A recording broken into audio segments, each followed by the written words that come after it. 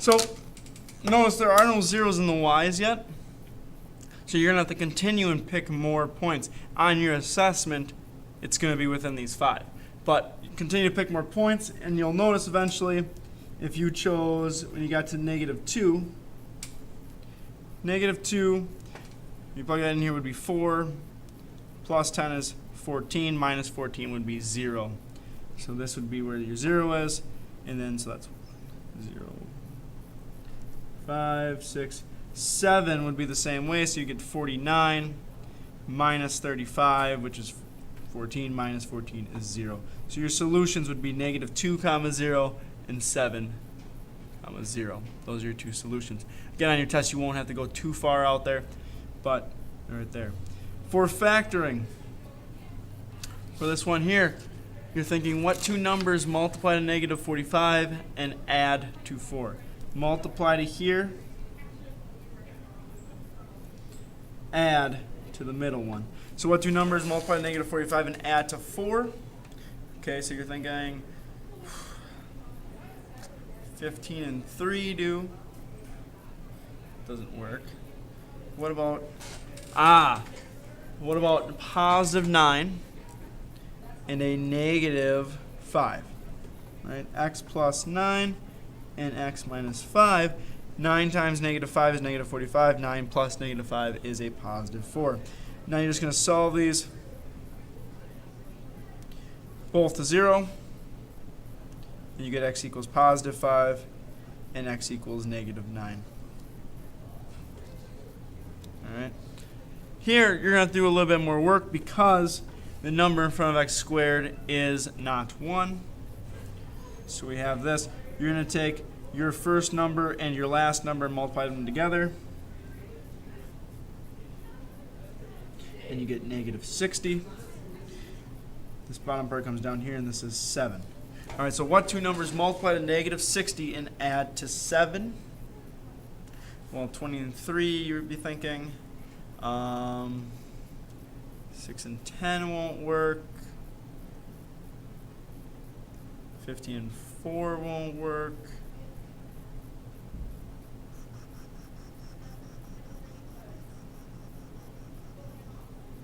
8 and 8 won't work. What about 5 and 12, right? So 12 times -5 is -60. 12 plus -5 is 7. So you are going to have to go through like the factors of -60 and see where you can figure this out. So now what you're going to do is you're going to drop the 2x squared. You're going to break up the 7x with the numbers that you found. So the numbers that you found is plus 12x minus 5x, and then you drop the 30 like so. So you have 2x squared plus 12x and -5x minus 30. What does 2x squared and 12x have in common? A 2 and an x. So you're left with x here plus 6, right? 12 divided by 2 is 6. What do you have in common here? A -5. So you're left with x plus 6. All right. Notice the insides are the same. And now we just have the outsides, which is 2x minus 5. Those are the outside parts. We're going to equal those to 0. And the inside parts we're going to equal to 0. So we have x plus 6 equals 0, which is x equals -6. And then here we have to solve for x, and you're going to get x equals 5/2. All right. That is how you do the 4.1 to 4.3 sections. Like so. Now, we go on to 4.4. 4.4 is complex numbers, and the first thing we're going to have to do now is you're going to have to break anytime you see a negative square root. So we have the square root of -64. We need to break this into the positive part, the positive square root of 64, and I. I gets rid of that negative, and then when you take the square root of 64, you get plus or minus 8, and the I drops down, and it's just I. So my final answer is plus or minus 8i. Here, we're going to do the same thing.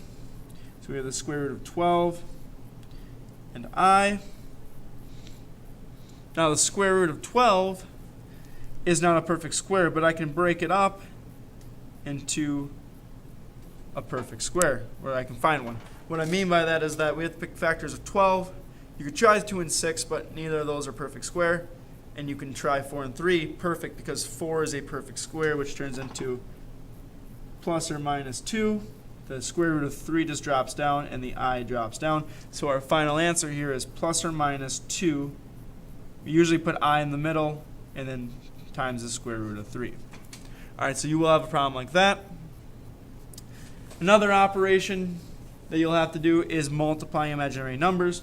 So all you have to do is take the first part's 5 times negative 4 is negative 20.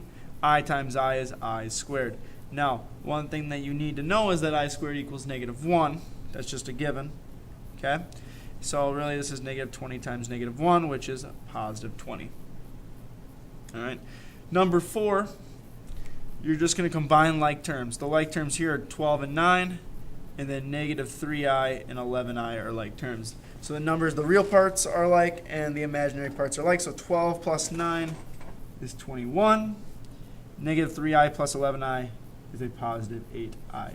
Notice the exponent stays like it's not I squared, it's just I. The I only changes when you multiply them. Here we have subtraction, so we change this middle subtraction to a plus.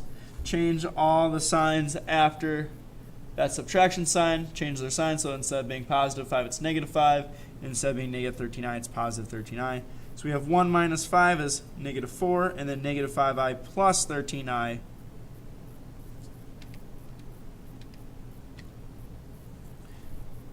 is plus 8i.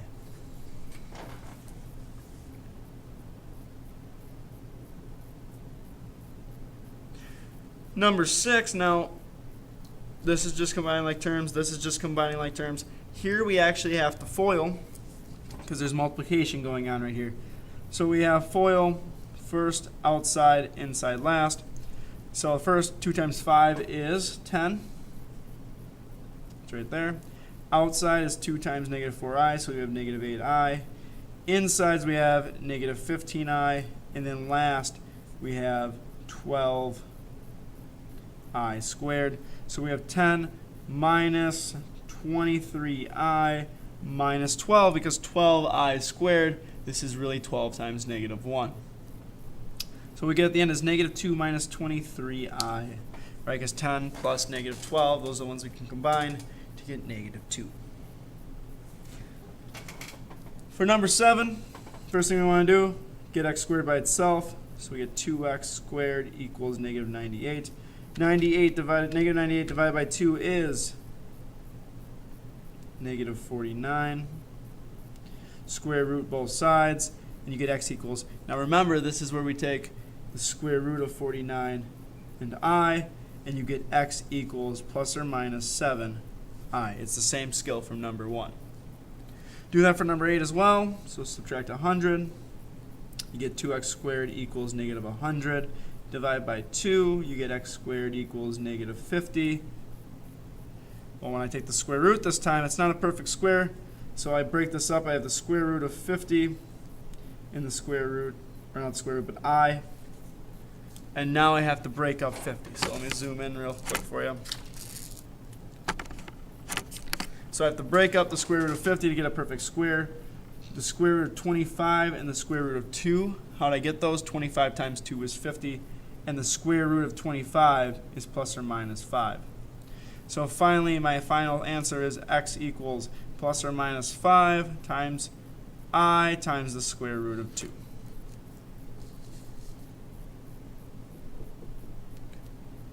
All right. The last part for that summative assessment is find the values for x and y. All you have to do is pick your real parts. So we have 3x plus 2 equals 8. And then your imaginary parts, the 4yi equals 16i. Solve this for x. So you get 3x equals 6, x equals 2, right? Subtract 2, and then you divide by 3. What you're really doing is you're dividing by I on both sides. So you just get 4y equals 16. Basically just drop the i's off and then solve for y, and you get y equals 4. You do the same thing for 10. Here is your real part. Here is your imaginary part. And you solve both of those separately. All right, so that's 4, 4. 4, 5, 4, 6. Completing the square. Now to complete the square, we need to make sure, and I actually have the key with me, so we're just going to go over the key for this first one. There's a couple big things we need to do. First thing, this is the one where you need to get to be like ax squared plus bx equals c.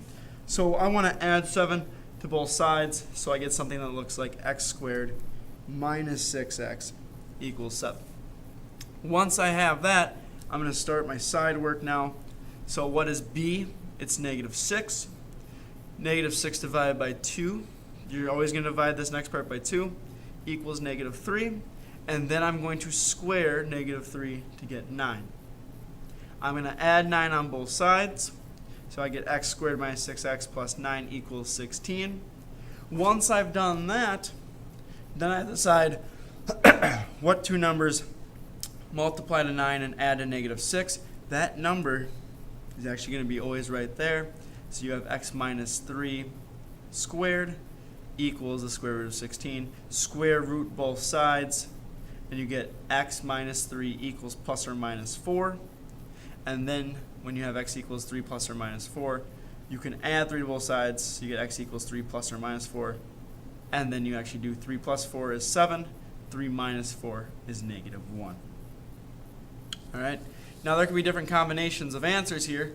You could have one where you get a negative number here underneath the square root, so this turns into plus or minus 3i. You could also have it where this isn't a perfect square, where you're going to have to do that, what we did before, like number 3. So you got negative 7, so you're going to get I times the square root of 7, which is fine. And then you might also have a moment where you have 2 in front of x squared. So what you want to do is add 5 over first, then divide every single thing by 2. And you just have to get it so it's x squared. So you have x squared plus 1.5x equals 2.5. Then you do the side work. Once you get that side work, again, here's your hint of what this is going to turn into. X plus 0.75 squared. Square root both sides. And then when you subtract, you will have this at the end, x equals negative 0.75 plus or minus the square root of 3.06. So that's completing the square part. The last part of that test is, can you do the quadratic formula? So that's here. Now a couple things right off the bat. You need to add a to both sides first. I need this to equal 0 right off the bat. Then know what is a, what is b, what is c. A is negative 3, b is 4, c is 8. Once you do that, you just plug this into the quadratic formula, which is given to you right here. Negative b plus or minus the square root of b squared minus 4ac, all divided by 2a. All divided by 2a. Don't divide until the very end. So what we have here, when you plug this all in, you have negative 4 plus or minus the square root of 4 squared minus 4 times negative 3 times 8. All divided by 2 times negative 3. When you do the simplifying, you get negative 4 plus or minus the square root of 112, all divided by negative 6. Now, what I don't want you to go into decimals, but you do need to reduce this square root if you want that 4. So to do that, it's right here. Right, so you're going to break up on the square root of 112 to the square root of 16 times the square root of 7, which brings you to negative 4 plus or minus. The square root of 16 is just 4 times the square root of 7 divided by negative 6, and then you can reduce these whole numbers because they're all, you can take a 2 out of each one of these. So you have, actually it's a negative 2 we took out, so you have 2 plus or minus 2 times the square root of 7 divided by 3. All right, this other one's the same kind of way, right? Subtract 13x first, so you get 10x squared minus 13x minus 3. Then pick your a, b, and c. So you have 10 for a, negative 13 is b, negative 3 is your c. This time, underneath the square root, you will get a perfect square. So you get 13 plus or minus 17 divided by 20, and you continue to work it through. All right, so that's the 4, 5, 4, 6 review. And then you have 4, 7, 4, 8.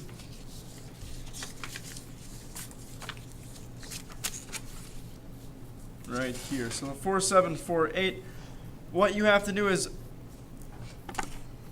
break this up into little parts. So our first part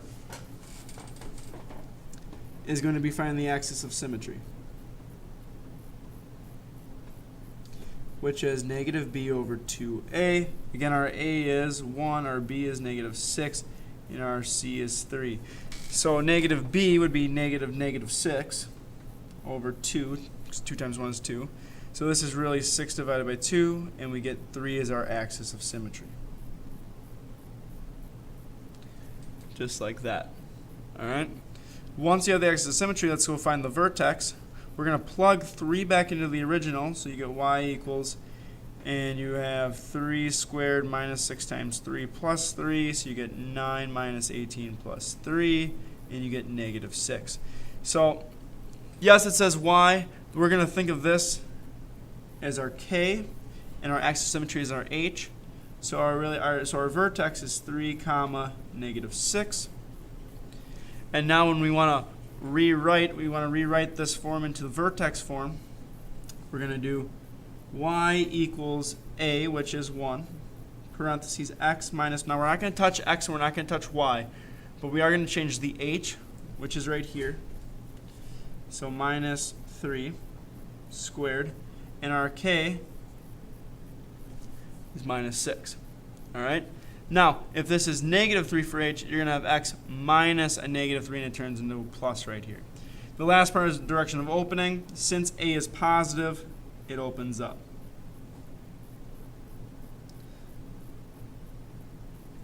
Opens up since a equals positive 1. All right?